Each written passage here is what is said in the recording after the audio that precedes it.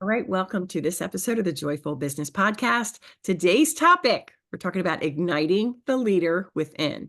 How do we do that? By unmasking our inner strengths, getting rid of the things that hold us back so that we can really find and discover our inner strengths so that you can be empowered to lead with authenticity. And I'm joined by Dr. Jennifer Blossom. Dr. Blossom is a native of a small fishing town in Alaska, which is just so interesting to me, being from a small town outside of Philadelphia. That's so neat. And she epitomizes the fusion of resilience, entrepreneurship, and a profound commitment to mental wellness. With a background as a doctor of occupational therapy, her journey transcends professional titles, and she dives deep into the depth of personal triumph and transformation. She's a highly rated and sought after mental health and peak performance keynote speaker, and she's the CEO and founder of Blossom Leadership. Her trainings equip women leaders to navigate challenges with their true purpose. And by the way, she's the host of a top-rated iTunes podcast, The Dr. Jennifer Blossom Show, with over 1 million downloads, and she's been featured on podcasts and radio stations and numerous television and media platforms, including so many I can't even mention. Okay, so on a personal note, something we both have in common, and it's just near and dear to my heart, she's also a boy mama. So help me welcome Jennifer to this show. Oh, Judy, thank you for having me. I have fallen in love with your message and just your heart for the Lord and your heart for women and just the work that we can do and coming together. So thank you for holding this space today. It's an honor, true honor to be here. Oh, wow, Jennifer. Thank you. Thank you for saying that, sister. All glory and praise to the Lord. So listen, one of the things that I loved, a description about you that I saw somewhere, it said, Jennifer is no BS, and she's straight to the point, Mm. and that you infuse humor with tough love. So girl, we have like the We same do. thing. I feel like you're the long lost sister to my life. Yes, we have that. We have a lot in common. So good. All right, before we dive into the real meat of this, I think I'd love you to share, if you would, as much as you would like, your Yeah. personal story that really impacts today's topic. Yeah. And I think that God lets us go through the hardest times sometimes in our own life, in our own messes to create this powerful message. So Cliff Note version would be born and raised in small town Alaska. When we hit about 30, 31, we moved our family, my husband and I, our two boys, to Washington. So away from everything we knew to seek out the growth, to seek out the opportunity, to seek out what was more for our family. It was a very intentional move. And in that move, it was the hardest moment of our life because we had to actually face ourselves and get out of our comfort zone and deal with all the stuff we never dealt with. And Mm. so our world pretty much just hit rock bottom. But also was the most beautiful and painful rock bottom. So in that rock bottom season, I had learned that for years I was stuffing, I was numbing out. I never knew myself. I never faced myself. I would live my life to please others and to strive in the name of perfection, in the name of validation. And so that really caught me off in seasons of infertility, in seasons of starting businesses, closing businesses, and just always running hard and running fast from the person that mattered most. That would be God, and then myself. And what's scary, Judy, is I thought I knew me, and I thought I knew God. And I think what's even scarier is I was actually in a space of high leadership and high influence and was on the stages and doing the things, but I couldn't use my own tools. And so what really, I have heard this term before, the dark night of the soul of my season was getting to such a rock bottom moment of not knowing who I was. And it was years and years and years of these compounded micro decisions that weren't in alignment, that one day I woke up and I was clear over on an island where my true north was nowhere to be found. And so it was learning to get back to the root of who I am and who God has called me to be after all of these years of running away from that, to ground myself, to center myself, and to truly live out this bold purpose. And now I feel like in this season of being able to be that bridge and to set women free emotionally and to break those strongholds and be that vehicle, because boy, we're sure good at masking, and we're sure good, especially as high achievers, high driven women, to check the boxes, to look the part, but we can be also the most broken because we're supposed to have it all together, quote unquote. And so to be that bridge and that voice is what I'm here for. Mm. Okay. That's all like a mic drop moment, because me and every other high achieving woman that's listening, and that's pretty much everybody who's listening, it's like, I just kind of saw myself in what you said. Like I did that too. Like it's so interesting that the Lord brings us to that point where it's like, okay, wait, who are you? Yeah. And who are you not? And that's an interesting thing. And I'll get off this digression, but it's just interesting. I've been studying recently about imposter syndrome, Yes. where we don't feel secure enough in who we really are. And we feel like we're faking when we put ourselves out there on podcasts, for example, maybe, or just standing up as an expert. That's a standout. But it was like, wait, you're really being the imposter when you're being somebody who the Lord God didn't create you to be, Yes. right? When you Yes. are wearing the wrong clothes, when you are saying the wrong things, when you are doing the wrong things, it's just, wow, it's just so good. All right. So thank you for sharing that story. That's powerful. Well, let's talk about unmasking. Let's identify some of these masks that high Yes. achieving women wear and what can we do about that? So let's get started. What are some of these masks? I love this question. And I always preface it by saying that we want to get back to the importance and the power of authenticity and vulnerability in leadership. And oftentimes these can feel daunting and almost too overwhelming where we don't even know where to start. But I will tell you from experience and from coaching hundreds of women is that when we can acknowledge these two traits, we're going to build greater trust. We're going to build greater relatability with our teams, with our organizations, with our communities. Oftentimes we can be put on these pedestals because we are women of influence and we can be unapproachable. We can be untouchable. And so when you can break those walls and those barriers down, you're going to connect deeper and not just higher. So that deep connection is what we're going for. We're going to foster collaboration and connection and true empowerment on personal and professional levels. And so that's why it's so important that we learn about these masks and how to break them down so we can go deeper and higher, but for the right reasons. And so that's why I'm so passionate about this message. So 3 of the most common masks that I see, Judy. So I work with women all over the world, in brick and mortar to online to C-suite, to, all the places where we're at of just truly going after it in life. And I have seen these common 3 masks time and time again. They are not like the end all be all. They're not all inclusive, but these are the 3 most common masks that I see. So we'll list them and then we're going to unpack each of those and Awesome. really equip our listeners with tools to apply tangible steps for us to walk away with today. Because when I share these, you might not relate exactly, but I bet there's some part of this mask that one of your listeners or all of your listeners can relate to in some way, shape, or form. So that first mask is the perfect performer, which, by the way, I've had all of these masks and still have to work through them every single day. So it's one of these things too, where you learn it and it's not a one and done. It's this constant renewal and this constant movement through it. So the first mask is the perfect performer. This is the mask that involves us as leading women to project this flawless image that we are competent and we achieve at all times. We never have an off moment. Our hair is never out of whack. Like, we are pressured to be perfect in order to counteract any stereotypes or societal expectations of our competence. So we have this image that we have to be perfect at all times and perform perfectly.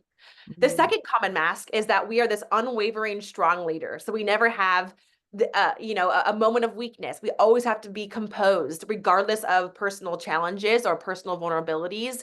And this is where we can get so caught, is that we feel like we have to suppress emotions. We feel like we have to suppress any struggles to avoid being perceived as weak or ineffective. And that's a real sticky trap, because if we don't deal with that, we can get sucked down deep into the emotional baggage and emotional strongholds of our past, and they just continue to morph into the present and the future. And then the third mask I see for women, this one hits home for all of us, is that we are the mask of the selfless caretaker. So this is prioritizing everyone else's needs, our kids, our co-workers, spouses, whatever it is, and well-being over our own. So we're saying yes to all the things, and we feel compelled to constantly support and nurture our teams, our organizations, our home life, at the sake of neglecting our own and neglecting our aspirations in the process. And so these are the 3 masks that we can see from society that can be cultural norms or personal beliefs or lies, or not even lies, but words that have been spoken over us or to us that we've taken on as truths for ourselves. But what's scary is the impact of these masks. So, Judy, I'm curious, with any of these masks, do you relate to any of them? Like, one, two, or three, all of them, a little bit of them? What rings a bell for you? To be honest with you, a little bit of everything. Mhm. But I guess I don't know. I mean, the one I care least about, which is the one that's beaming out louder to me, because I feel like the Lord is number three. Because Okay. I'm like, yeah, I don't care about me. I'm fine. Yeah. Like that is totally me with my kids because my parents modeled it. They were so sacrificial. So Mm. even though I really put myself last, I think God is pointing that out to me to say, "Hey, Jude, it's time to take care of you." Interesting.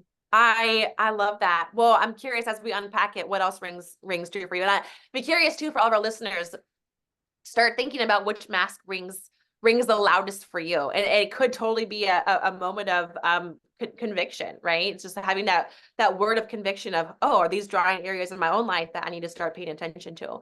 So let's look at the mask of the perfect performer. So this is us oftentimes having these internal pressures and thinking that we have to have these unrealistic expectations and constant pressure, right? Which we all know can lead to burnout and to stress. It can also cause just strife and clashing, or even the silent tension between our team, between our organizations, our house, our whatever it is, because people aren't performing at your level of expectation. And Mm, so this can truly hinder, and that expectation might be unspoken, right? I know my husband and I, we have dealt with this for years and years and years and years, and just realized this last year that I had all these expectations in my head of how he should be performing at home. And I never told him any of them. And we went to, did the whole therapy and all of it. We're like, oh my gosh, how, like this is, we're all in my head. And he had no idea.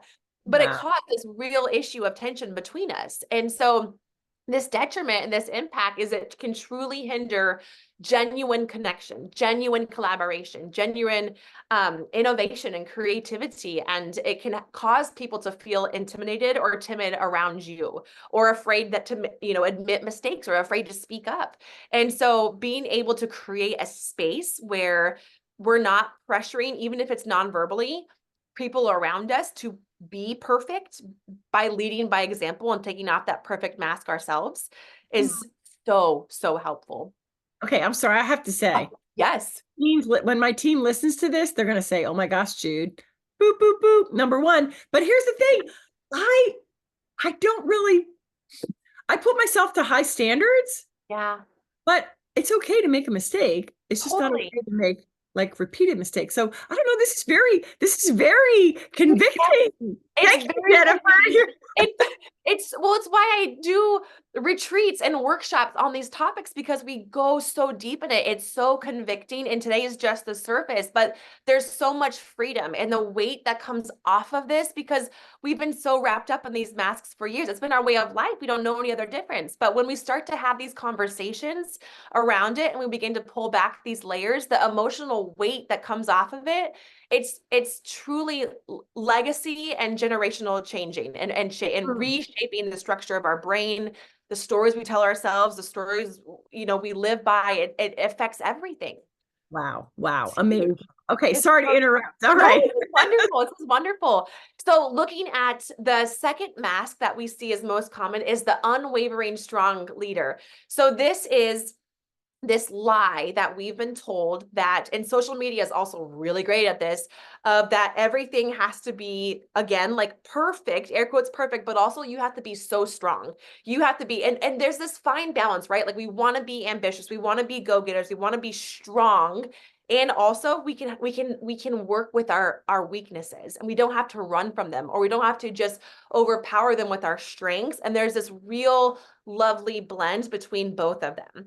And so it's learning how, as a leader, how not to suppress our emotions. This is not to say that we're emotionally irresponsible and wave out all of our dirty laundry and wave out just emotional instability and all of these things, but it's being responsible and knowing that I don't have to suppress these emotions, and also I can create space for vulnerability to honor that, and not lead from a place of emotional exhaustion or isolation, but truly to to establish what a culture where we can be supportive, a culture where we can not fear judgment or misunderstanding or have this weakened trust because no one can ever feel anything, but creating a place where emotions are safe and we can deal with them in healthy ways. And most often we've never been taught how to deal with our emotions. So we either run from them or we stuff them or we replace them or we're afraid of them. And none of that is healthy. And so that's what I'm seeing too, Judy, I have a pediatric clinic in south of Seattle here, and I've never had as many kids in my caseload now with emotional regulation. And so we're seeing it younger and younger and younger. And we're realizing that adults were never taught these tools. But what's so cool is that we're now more accepting of this. And not only are we learning these tools ourselves, but we're teaching our children these tools. I had these conversations with my boys who are 6 and 4. And I think back, Judy, gosh, can you imagine when we were kids, if we had these tools?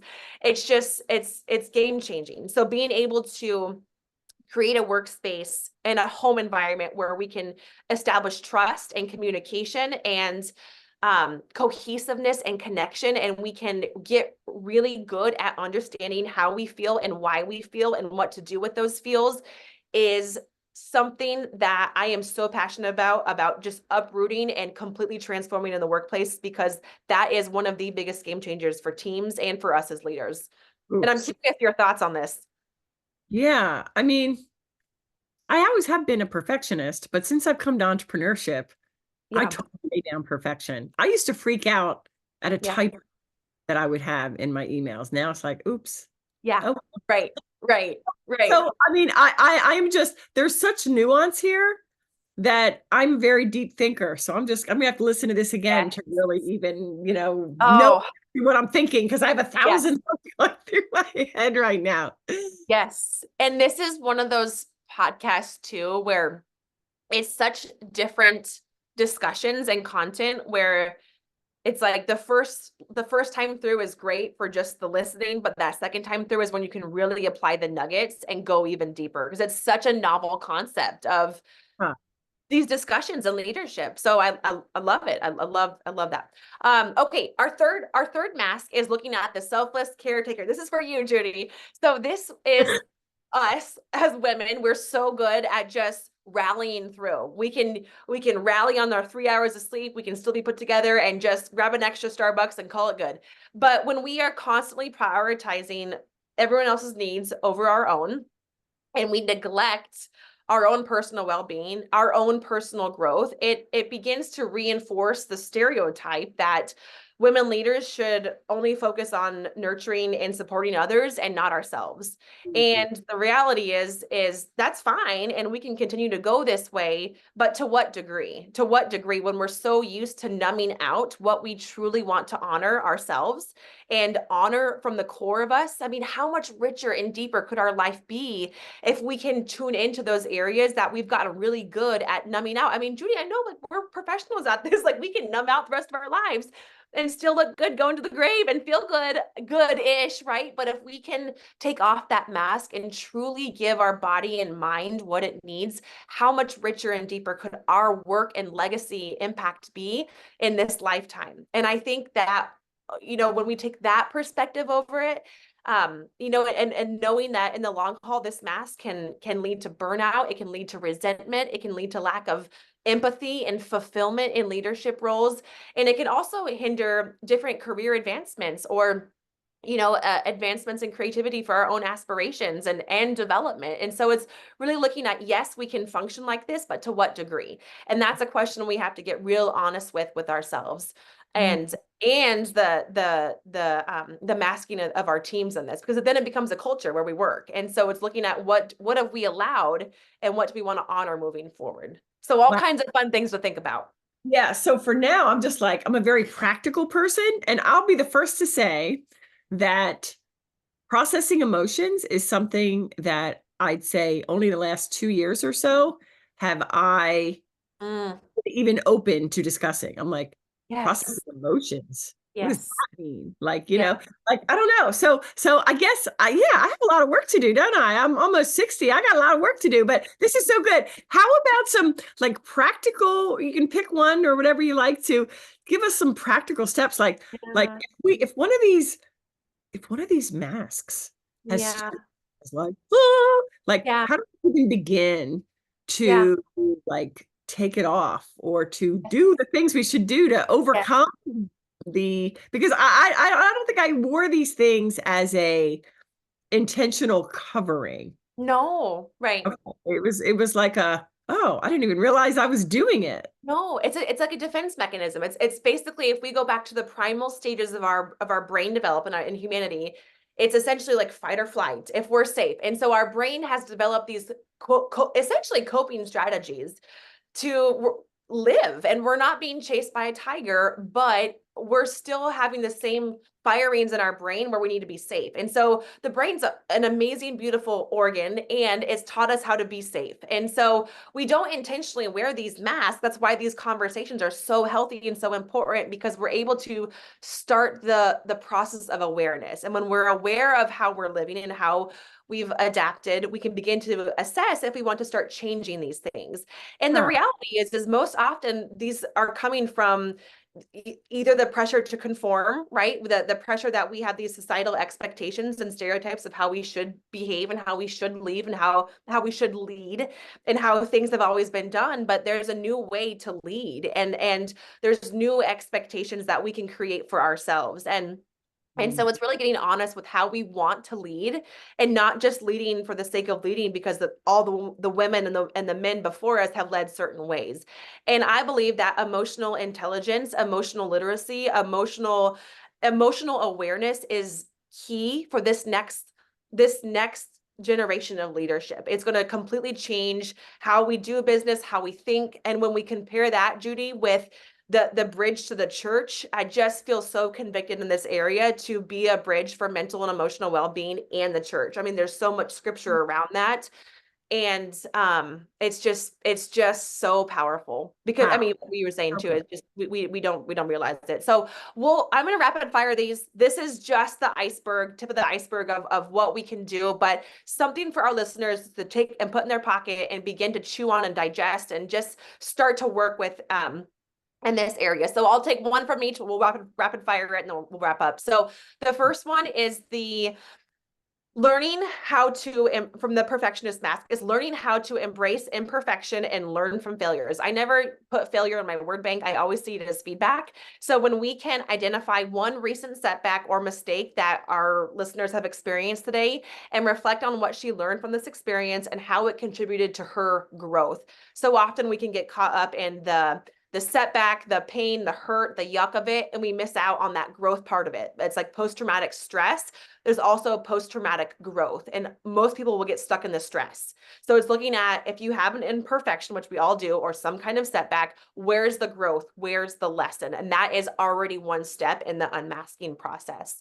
The Mm. second one Oh, is looking at emotional intelligence. So this would be the mask of the strong leader, right? The unwavering strong leader who can never show emotion. We want to do so responsibly. So this is real basic practicing mindfulness for a few minutes every single day, but not in a sense of our prayer time, right? This is, I mean, it could be with your prayer time. It could be different journaling time. It could be whatever feels great for you. But the concept of this approach is that we want to acknowledge your thoughts. We want to know what's going on in your brain, your emotions, your physical sensations without judgment. So having a time of the day where you're able to just list out current thoughts running through your head, current feelings running through your head. Oftentimes we just try to keep it right up in our brain. And when it's up there, it's so hard to manage. But when we can get it out on paper, we can see it, we can see what's swirling around and begin to unravel this big yarn ball of what's going on and how I'm feeling and why I'm feeling. It's a big process. So getting it out every day, just start looking at your thoughts, how you're feeling, get it out on paper. That'd be a real practical first step. And then the mm. last one is looking at authentic leadership development. So I love this so much. I know you're passionate about this too, but oftentimes we can just get so swarmed in the day that we slowly drift away from our core values and our beliefs. And so I believe that if we are able to take time to identify our core values and our core beliefs, and we write 3 of those down that are most important to you as a leader in this season, whether it's on a sticky note in your planner, something you want to focus on, whether it's seasonally, whether it's quarterly, whether it's weekly, just something where you have that visual cue, that visual trigger that's going to just truly anchor you into your integrity, transparency, your empathy. We're going to be anchored in that truth. And so we need more authentic, integrity driven leadership. And when you're anchored into your core beliefs and your values, and you have that visual reminder every day, it's just another anchor of unmasking the false lies, the false beliefs, and anchoring into your truth. And those are just three real easy ways for us to implement it this week. So Oh, good. And especially the second one, when we're acknowledging our thoughts, yes. that's a practice that I do, and that is a practice that my clients do with my faith-fueled thought model, which obviously we won't get into, but it's so interesting. And you are the second person that I've interviewed today on the show, and I've interviewed many Oh, that brought this up. So listeners, listen, you are yes. here for such a time as this. This is important. If you do not have a journal practice, if you do not take the time daily to get into your brain. What am I thinking? And how am I feeling as a result of that? Or if you're like, I don't know what I'm thinking. Okay, what are you feeling? And then like, okay, what thought led me to that feeling? That's so important. So thank you so much, Jennifer, for Beautiful. highlighting all of this. All right. Time goes way too quickly. You I have graciously offered to provide our beautiful listeners with a freebie. Can you tell us about that? Yes, it is one that I offer all the time for my whenever I'm speaking. It's an unmasked assessment. And so essentially it takes this content, we go a little bit deeper with it. We go a little bit into what are these masks, even on a deeper, more intimate level, and how can I begin to unpack them in my life. So it's a real basic, like 4 page PDF guide that gives you journal prompts and journaling ideas to start to unpack the masks that we wear and what to do from here. Beautiful. Thank you so much for that. We'll have the link and everything down in the show notes. But finally, I'm sure everybody's like, who is this Jennifer that I have to get to know? Where is the best place for them, besides grabbing that freebie, to reach Mhm. out to you? Maybe on social or. Yeah. Yeah, thank you, Judy. I would say podcast land for sure. So the Dr. Jennifer Blossom show on iTunes and also over on Instagram at Dr. Jennifer Blossom. Okay, awesome. All right, we're going to have all those links below. Jennifer, thank you so much for sharing all of this wealth of not just knowledge, but like impactful, important, like vitally important, um, practical things we need to think about and Yeah. understand that really, and this is the bottom line, when we are who God says we are and we embrace that identity and like Mhm. authenticity and vulnerability where I can be the real me. And I don't Yeah. have to worry about who will accept me or who will find me good enough. The Lord God's already done that. This is just it's been so enlightening, Jennifer. Thank you Thank so much you. for sharing. Thank you, Judy. Thank you for having me and for creating this space and just this community for women to hear these conversations is a true honor. So thank you. All right, you're so welcome. Well, ladies, thank you for listening. If you haven't yet left a review or if you haven't subscribed, what are you doing? You don't want to miss episodes like this. So make sure you do that, especially over on Apple, and let us know what guest you'd like us to interview and or what topics. Like, hey, Jude, you never talked about X, Y, Z. Let me know at Judy Weber Co. wherever you are on social. Once again, thanks for listening, and we'll see you next time.